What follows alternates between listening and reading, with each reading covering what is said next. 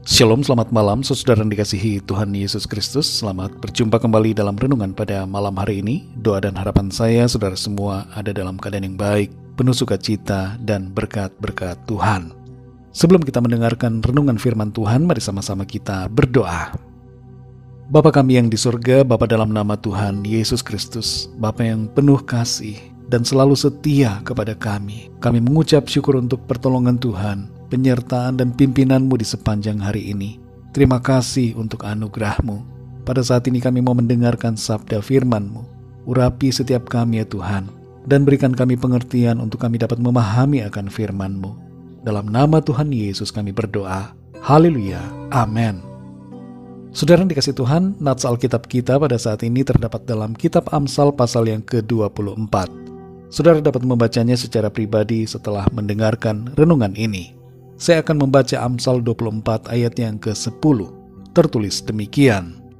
Jika engkau tawar hati pada masa kesesakan, kecillah kekuatanmu. Saudara yang dikasih Tuhan, Albert Einstein pernah mengatakan bahwa ia telah gagal 99 kali. Tapi di upayanya yang ke-100 kali, ia berhasil. Kolonel Harlan Sanders, pendiri Kentucky Fried Chicken, pernah mengalami penolakan sebanyak 1009 kali dari berbagai restoran yang ia datangi untuk menawarkan resep ayam gorengnya. Tapi ia tidak pernah menyerah, hingga akhirnya ia berhasil dalam usahanya. Thomas Alva Edison gagal sebanyak 1000 kali dalam usahanya membuat lampu pijar.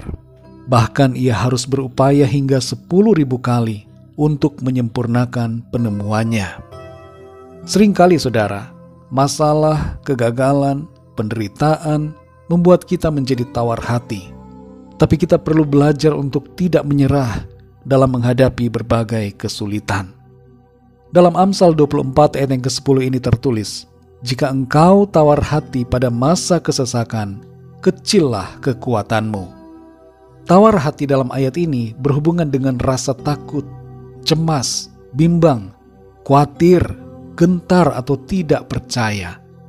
Kesesakan di sini berbicara tentang berbagai hal yang menyulitkan, yaitu masalah, persoalan, tantangan, kesukaran, termasuk penyakit, kekurangan, penolakan dan sebagainya. Secara manusiawi memang wajar saudara, orang akan merasa tawar hati ketika berada dalam situasi kesesakan. Tapi ini bukanlah sikap yang dikehendaki Tuhan. Tuhan mau agar kita bersemangat, tidak menyerah, berani dan terus berjuang. Sekalipun ada gunung-gunung persoalan di hadapan kita. Inilah saudara yang dikehendaki Tuhan untuk kita lakukan. Terlalu sering kita berpikir bahwa kita tidak boleh gagal, tidak boleh sakit, tidak boleh terjatuh, agar tidak kehilangan kemuliaan atau kehormatan. Padahal kegagalan, penyakit atau kejatuhan adalah momen yang membuat kita semakin kuat. Situasi-situasi seperti itu jangan membuat kita takut atau tawar hati, saudara. Sebagian orang merasa takut, tawar hati ketika mengalami sakit COVID-19 dan mempertanyakan Tuhan, mengapa saya sakit? Padahal sudah menjaga diri dengan baik, mengikuti prokes dengan ketat, bahkan sudah setia beribadah kepada Tuhan. Kita perlu belajar saudara untuk menerima setiap keadaan dan tidak tawar hati, tidak cemas, tidak gentar dan tidak putus asa saat situasi yang kita alami menyulitkan atau membuat kita ada dalam masalah.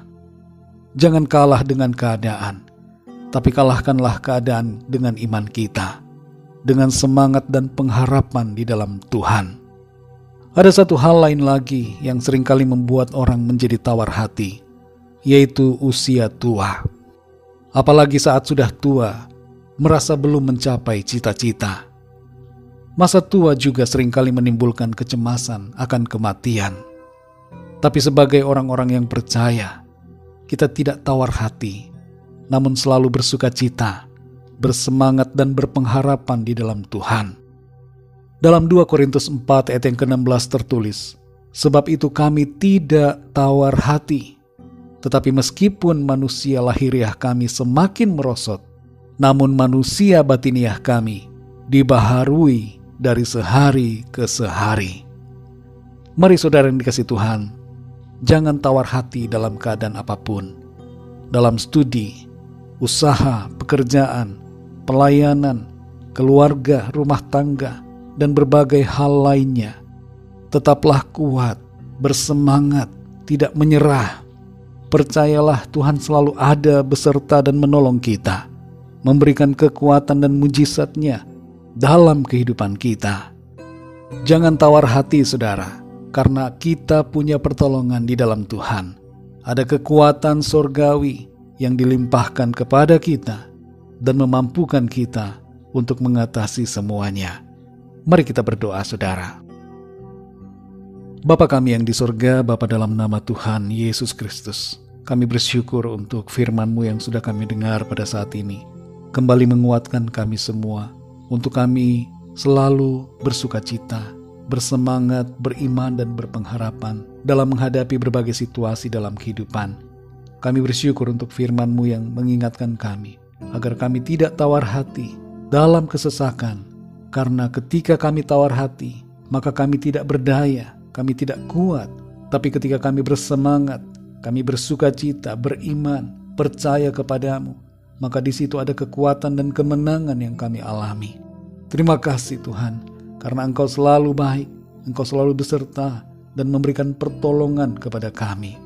Ajar kami untuk selalu percaya, mengandalkan Engkau Tuhan dalam segala keadaan.